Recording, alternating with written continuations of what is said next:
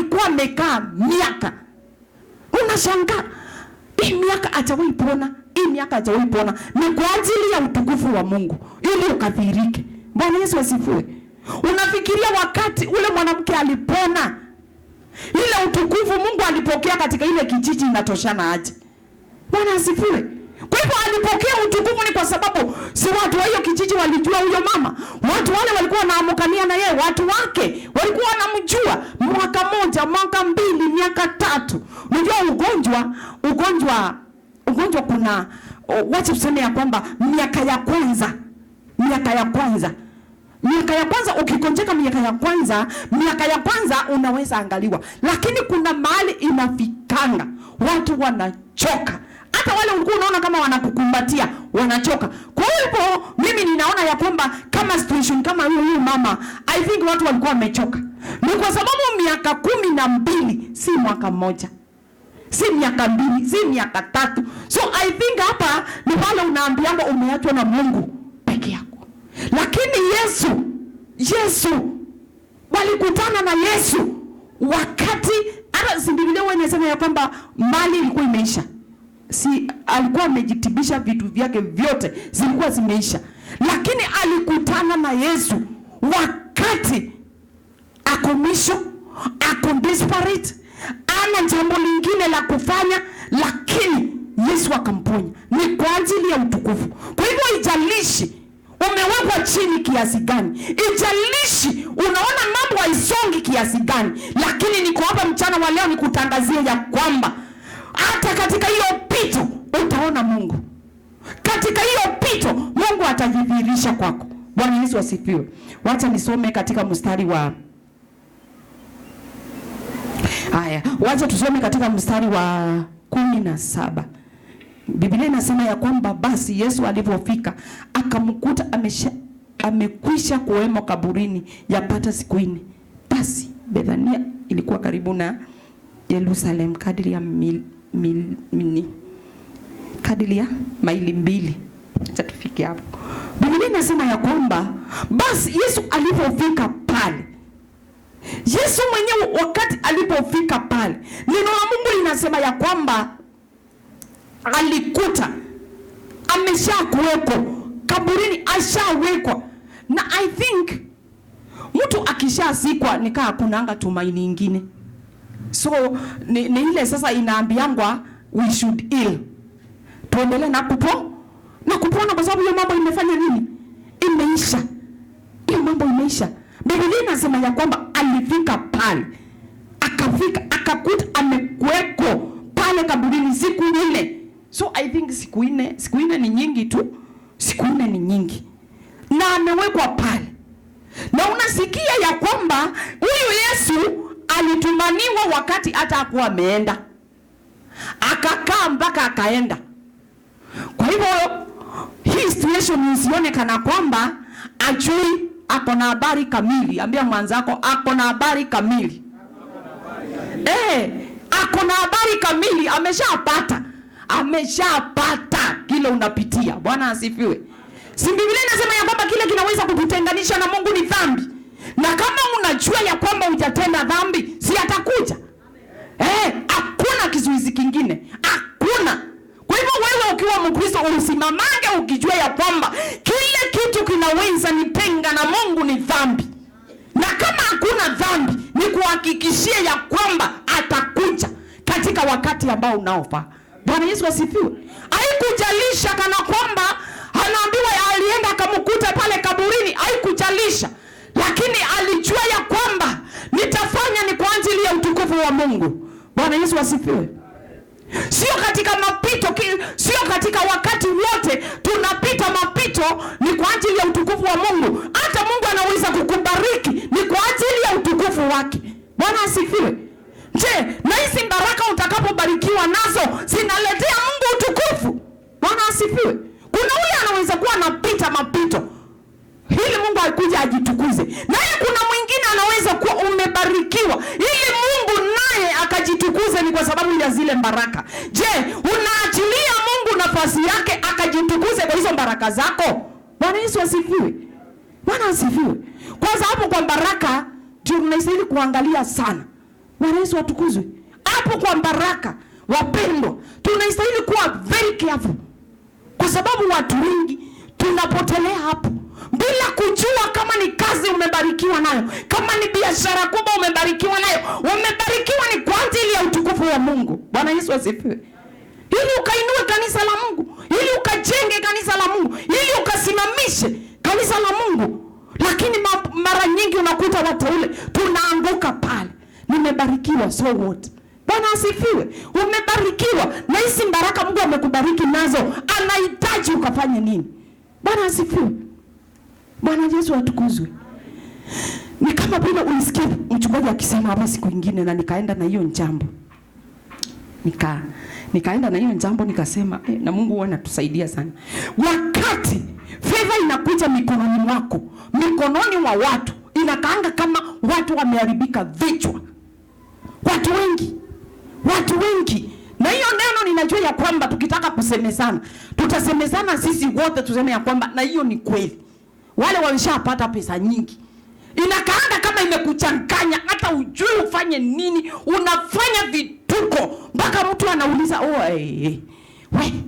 ni fulani. Kwa sababu sicha kuchanganya. Hata uelewi ufanye nini nazo. Bwana Yesu asifiwe. Nikaa sile unaonanga ile competition ya watu wanapewa, unaambiwa umepewa milioni 1 ufanye shopping na masaa mangapi? Masaa 4. Haitakuchanganya? Haitakuchanganya kweli? Milioni 1 si pesa kidogo, na umeambiwa haya bosi, ingia supermarket, fanya shopping na masaa mangapi? 3. Na kwambia utachanganyikiwa. Hata utachukua vitu hazina maana. Mpaka mtu akiangalia troli anauliza, na hiyo ulikuwa unachukua ya nini? Hiyo ulikuwa unachukua upeleke wapi? Kwa sababu unakaa kama mtu amechanganyikiwa. Bwana Yesu asifiwe. Kwa hivyo wacha niseme ya kwamba, wapendwa, tunapobarikiwa tusichanganyikiwe. Bwana asifiwe. Tukae chini tutulie. Unajua unaweza kuwa hujapata 20,000 na siku moja usipate uone zikiwa mingi. Sasa ushindwe, hii pesa yote nitafanyia nini? Hii pesa yote nitafanyia nini? Na kuna mtu naye akiwa na hiyo 20,000 anaona kama ako na shilingi 1. So unajua hatufanani, hatutoshani.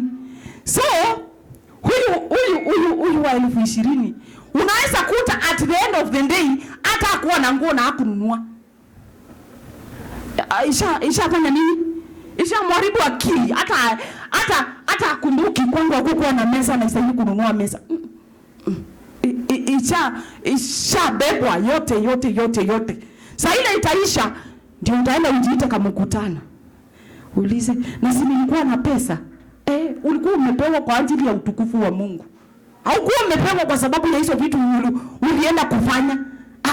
Ni ukae chini. Ulize Mungu. Kama vile nimesema nikatangulia pale. Hata katika hiyo pito nikasema ya kwamba ni vizuri kukaa chini uulize Mungu, unataka nini na mimi? Unataka aje na mimi? Bwana asifiwe. Kazi imeisha, biashara imeisha. Unataka nifanye nini Mungu? Atajidhihirisha, atakuonyesha njia ile anataka. Ama alikuwa anataka afanye hivyo, ukae hivyo. Ndio usionange kama watu hawajui kuweka biashara. Bwana asifiwe. Unajua unaweza kuwa uliweka biashara ikanawiri mara moja. Sasa wewe unashanganga. Simuweke biashara kama mimi. So wewe hakuna kitu unajua kana kwamba inawekangwa na inaanguka. Unaweka tena na inaanguka. Wewe hujui, una hiyo habari. Lakini inaweza kuja inguswe ili ianguke, ili Mungu tena akurudishe pale, ili usikuwe na kiburi ya kusema ya kwamba na kwani hamjui kuweka. Tunajua kuweka, lakini tunaweza kuwa tunawekanga zinaanguka. Bwana asifiwe. Kwa sababu labda amekupatia hiyo biashara ni kwa ajili ya utukufu wake. Ni kwa ajili ya mapito ambayo ulipita, akajua ya kwamba kuna siku nitakuinua na kuna siku nitakuheshimisha. Bwana asifiwe. Kwa hiyo wakati tunapopelekana na yeye, tujue ya kwamba ni kwa nini imetendeka hivi? Ni kwa nini niko katika situation hii? Na wacha niseme ya kwamba Wacha niseme ya kwamba usikuwa kwa situation umejipeleka uwaze kusema Mungu amekupeleka. Bwana Yesu asifiwe. Si unasikianga kuna jangwa za kujipeleka? Kuna zingine za kujipeleka. Na hiyo ya kujipeleka inakuanga kali sana. Si ndio ile tunaambiangwa ina neema. Kwa hiyo ni vizuri sana kuwa na hekima.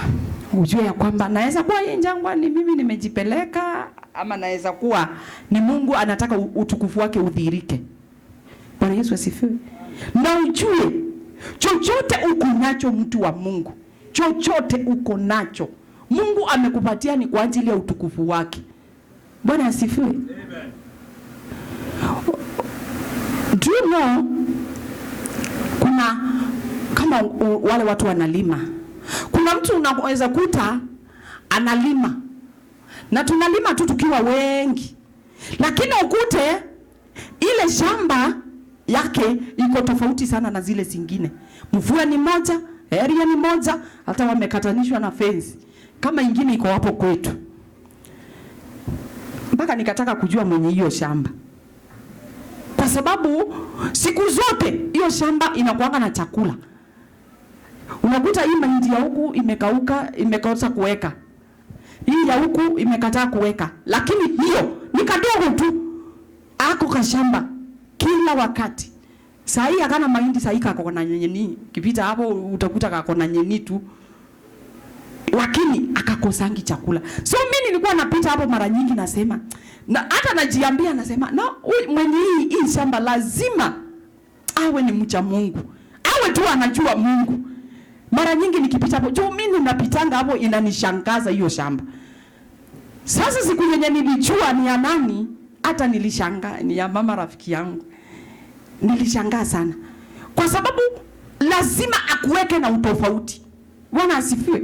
Na ujue ni hapo, yeye ako katikati yao. Kwanza kake kako hapo kati. Na si kakubwa, ni kadogo tu, lakini kako na utofauti. Bwana Yesu asifiwe.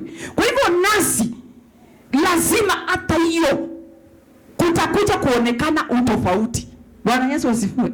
Lakini unajua wakati kuna aibu, aibu unaonaga kana kwamba utawaitoka hapo.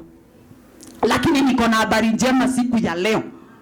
Nikuambie ya kwamba utatoka. Kama wengine walitoka, utatoka hata wewe. Bwana asifiwe. Haijalishi ni muda inatoshana aje. Hiyo nimekuambia ni yeye anajua. Bwana asifiwe. Sisi tunaweza kutaka kukuondoa kama wanadamu, lakini tushindwe hata na kukuondoa. Lakini yeye mwenyewe akiamua ni leo, ni leo. Bwana asifiwe. Kwa hivyo upite ukijua, na mara nyingi huwa ninasema ya kwamba na upite pasipo kuchukia watu.